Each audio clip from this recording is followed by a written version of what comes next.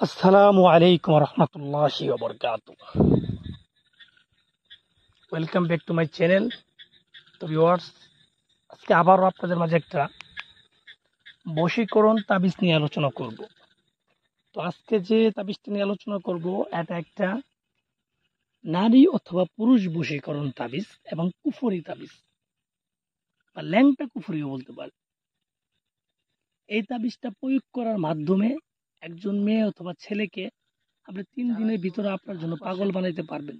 এক কথায় আপনার গোলাম বানাইতে পারবেন। আপনাকে পাত্তা দিই না। আপনি যা বলবেন সে জন্য তাবিজটা করবেন, সে মেয়ে আপনার জন্য দিওয়ানা হবে। এক কথায় আপনি তাকে হুকুম করবেন, সে পালন করবে। আপনার নিজের ওয়াইফ যদি আপনার অবাধ্য থাকে, অন্য জায়গায় পরকীয়া হোক, আপনার প্রেমিক, তার জন্য তাবিজটা করবেন, দেখবেন সেই স্ত্রী আপনার এমন বাধ্য হয়ে যাবে, তাকে যা হুকুম করাবে তাই শুনবে। এটা কিন্তু সেম একই পর্যায়ে কোন স্ত্রী কিন্তু তার স্বামীর জন্য করতে পারবে, নিজের স্বামীর জন্য কিন্তু একজন স্ত্রী করতে পারবে। মানে মেয়ে ছেলের জন্য করতে পারবে, ছেলে আবার মেয়ের জন্য করতে পারবে। দূরে অথবা কাছে যে কোনো জায়গা ব্যক্তিকে আপনি দেওয়ানা বানাইতে পারবেন এই তাবিজটার মাধ্যমে। কিন্তু কথা হচ্ছে, এগুলার তাবিজের অনেক নিয়ম আছে। কুফরি ইহুদি বিদ্যা এগুলো আমরা মুখে শুনি, কিন্তু এগুলো যে কি পরিমাণ জঘন্য আমরা জানি না। কবিরাজি জিনিসগুলো কি জঘন্য না? জঘন্য না। ভালো কবিরাজও আছে, আবার খারাপ কিছু কবিরাজও আছে। এগুলো আপনি বুঝতে হবে। এখন আর ওই আগের মতো ইসলামিক বিদ্যাগুলো দিয়ে কাজ করতে পারতেছে না মানুষ, কারণ ওগুলো আমলের সমস্যা। বিদ্যার কোনো সমস্যা নেই, মানুষের আমলের সমস্যা। মানুষ এখন কাফের হয়ে গেছে, হারাম খা, ঠিক আছে, নামাজ পড়ে না। তাদের মাধ্যমে যদি ইসলামিক তাবিজ গুলা করেন তাহলে কিন্তু হবে না।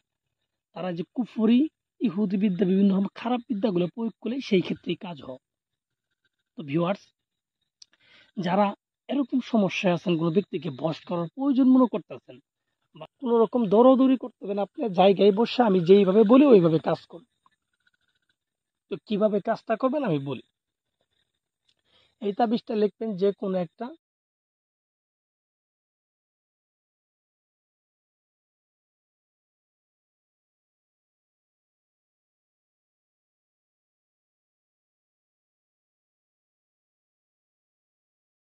তাবিজটা লিখবেন।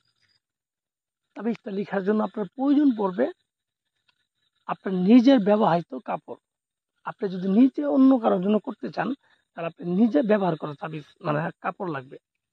নিজের ব্যবহার করা কাপড়, সাদা কাপড় নেওয়ার চেষ্টা করুন। সেখানে তাবিজটা লিখলে স্পষ্ট দেখা যায়, ভুল হওয়ার সম্ভাবনা থাকে না। তাই সাদা কাপড় নেবেন, সাদা কাপড়, নিজের ব্যবহার করা সাদা কাপড় নেবেন। একটা কালি বানাবেন, মেশক জাফরান মিশ্রিত করে একটা কালি বানায় সেই কালি দ্বারা কাপড় উপরে এই নকশাটা লিখবেন। আমি যেইভাবে লিখছি ঠিক একইভাবে এই নকশাটা লিখবেন। লিখার পর যাকে আপনি গোলাম বানাইতে চান, বশ বানাইতে চান, তার নাম, তার বাবার নাম লিখবেন। আপনি যদি ছেলেকে করেন, ছেলের নাম, ছেলের বাবার নাম, আর মেয়ের নাম, মেয়ের মায়ের নাম। এইভাবে 4টা নাম লিখবেন। প্রথমে ছেলের নাম, ছেলের বাবার নাম, তারপরে মেয়ের নাম, মেয়ের মায়ের নাম, সুন্দর করে নামগুলো লিখে দিবেন। লিখে দেওয়ার পর আপনি এই তাবিজটাকে সুন্দর করে বলটাবেন। বলটানোর পর একটা তাবিজ আপনি যেখানে প্রস্রাব করেন, আপনি ওয়াশরুম বা বাথরুমে একটা তাবিজ ফেলাই দিবেন।